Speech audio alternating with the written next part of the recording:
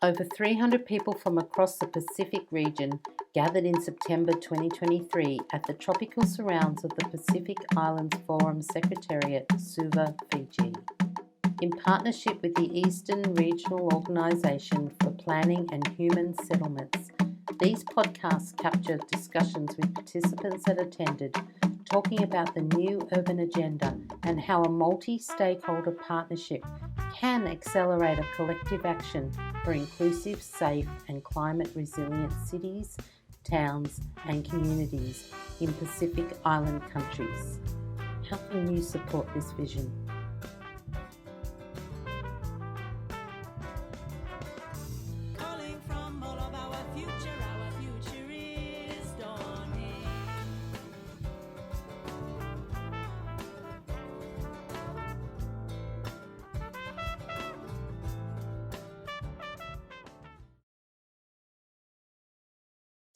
I'm here today with Pita Loloma, who's here from Fiji. And so you live just down the road in this beautiful place, thank you, and having a bit of time to chat.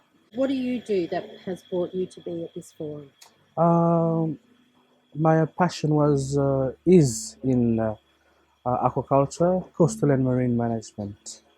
And I wanted to gain some insights on this forum because I want to see how climate change affects coastal communities through urban development. In that context, how can we mitigate those issues with the help of local governments and international level assistance? So what is that key challenge there? You're saying with aquaculture and fishing, I would have thought with a coastal community, fish would be very accessible, but you're saying that there's a break in the chain of food sources? In terms of food security, Food security, in terms of food security, there's a lot of foreign vessels that comes in, and it's a loss for local communities to go out and gather food for the family. Yes, right. So back in time, fish folks usually gather food for family to feed. And now we've got subsistence fishers who, in terms of collect fish for food and also just enough to earn money for the week. Yes. For family expenses. So the other factors that we can say is that the pollutions that comes, the coastal communities that are closely located to the urbanization. Yes. It kind of pollutes the coastal marine life. So the ecosystem that damages the coastal areas that they look into kinds of migrates all species within the ecosystems. So the coastal communities usually travel further beyond the reef to fish for their food. Which is also a challenge with what I understand, especially with First Nation communities. They're often allocated to their country, their land they're connected to. So if they have to go beyond that boundary, then there's another challenge too. They're going into someone else's area, right? So you're saying that you've got challenge here as well with outside fishing happening. So that's international fishing, is that right? Coming in? It's because I took a time working with Minister of Fisheries, and what the Minister of Fisheries have is a electronic monitoring systems that monitors vessels, foreign vessels that comes into Fiji waters. One time I was in the room, we saw one vessels going off course. Right. So it was like fishing near the coastal communities area of fishing grounds. So plain as day, right? Plain as day, So all fishing vessels have a GPS and camera. It's a black box, and that's where all monitoring systems are conducted. So they know they're being monitored, and they still go off track. Oh wow! I know we have very big challenge, especially when you talk prawn trawlers and prawns being the food source for so many other fish. So once you gut that, we have that with. Fish trawlers also damages coral reefs. that they're trying to catch the fish from, or prawns. Yes. And what we're trying to do is revive our coral reefs, and that is some of the issues that most communities are trying to get into. You've come here with what hope? What do you think is going to happen here that will help you with what you're doing? Right. I'm just trying to get some the scope of what they're trying to produce on the outcome of this forum, on climate change and finance, and how does that affect urbanization and development, not only in the urban areas but also in the rural communities. Because we are in Fiji, we're mainly focused on urbanization, but there's a lack of developing other rural communities, even though it's in the main island. It's really easy for them to develop also, because we've seen the shift in rural to urban migration, and through that, the youths from that communities have enjoyed the life in the urban areas, and some of them have dropped out of school. So that's one of the issues that the government should try and look into it, and how to mitigate those kind of issues. Yeah. Recently, I've had an interest on loss and damages, Loss and damages, yes. on climate finance. Now that's an interesting topic, because most forum or workshops that I've attended, finance or the dealing of with money, it doesn't come up too often. No. People So like to go, no, yeah. that's serious. So when governments get funding for climate actions, yes. there's no there's no publication on what the finance is being used on. Is it really being used on to finance climate, or are they being used to other things? Yes. Yes. Yes, that's what one of the things that we've discussed at the breakout sessions, on how to evaluate and quantify, I think, quantifying loss and damages in the Pacific. Yeah. So there's going to be policy related and actions, or is it either related to policy related, or is it actions on the ground? What the panelists have discussed is have shared developed countries should be compensating less developed countries or small island states. Okay, so do they take that on board? Or I reckon they're like gonna go. Yeah. "What?" Yeah, those are some of the things that are trying to raise issues on having a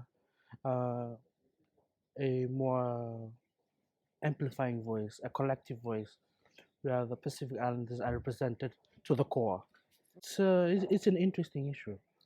Because they're not here, right? So this is the Pacific Urban Forum, which I know that we had one in Australia, and so ours was up there in far north Queensland, and we've now brought that declaration to this forum. So then I imagine this forum is then going to Korea, and it's going to go up the line. Yeah. So eventually, these people, through this mechanism, is going to be they're going to have an opportunity to talk directly to these. What do you call them? Developed countries. Developed countries or entrepreneurs. Yeah. I want to be a fly on the wall. I can just see them going, wow. Yeah. So, how do you think, though, that we can actually communicate to them that what they're doing is impacting on these smaller communities? I think what we've been doing so far isn't taking into account. Like we've had the COP23, where we shared on Talanoa sessions, or Valley Talanoa session, with other country leaders, and we've stressed on the issues of climate change and carbon emissions and all those issues. Even though we've done that, there's still less actions being done. So I'm at a loss of what else can we do. We've signed petitions, we've marched, we've done anything that's more civilized, in trying to get their attention, in taking actions, or taking accountability for the actions that they've done. Eh? Well, good luck in researching that, because Sad. that is a very big challenge. Yeah. The ones that I know of would be very, they like to keep hold of their profit, right? Yeah. They don't want to share that. But I do think that they do benefit, Mm, don't they, a lot from. I even think about the food source of coconut water and how all of a sudden there's developed countries that have found that very trendy, and we've depleted our coconut supplies. Like, they're not seeing how that relates, are they? That food source. Because in the Pacific, And fish, especially. in the Pacific we are interconnected. We're connected with the sea, the land. We take what we want. Yes. Only the things that we want, and we Yes. give back. Yeah. By doing a lot of gardening, planting. Yeah. So those kind of things that we, are customary to our culture, our identity as a Pacific Islander. Yeah. No, fantastic. So, all right. So, if you had one key message that you would like to tell us. One key message is think globally, act locally, and share actively. Yeah, we like that T-shirt. That's a T-shirt, right? But it is that way of. So going back on something else you said before, how do these high-level conversations with decision makers, because we do have a lot of politicians that are here, some have come because they've got a personal passion, some are here because it's their job. But how do we get this message to the everyday person that may not have this opportunity? Yeah. I think getting the message across is understanding the fundamentals of climate change itself. And what it has in the Pacific Islanders. Because in the Pacific we are very, there's a deep root of cultural identity and how we are connected to the sea, the land. And I believe with certain messages that can, educate youth and local communities taking actions to preserve and conserve their own environment is truly remarkable work. Yeah, fantastic. Thank you very much. Thank you very much. Oh, I really appreciate that. Now I can turn it on.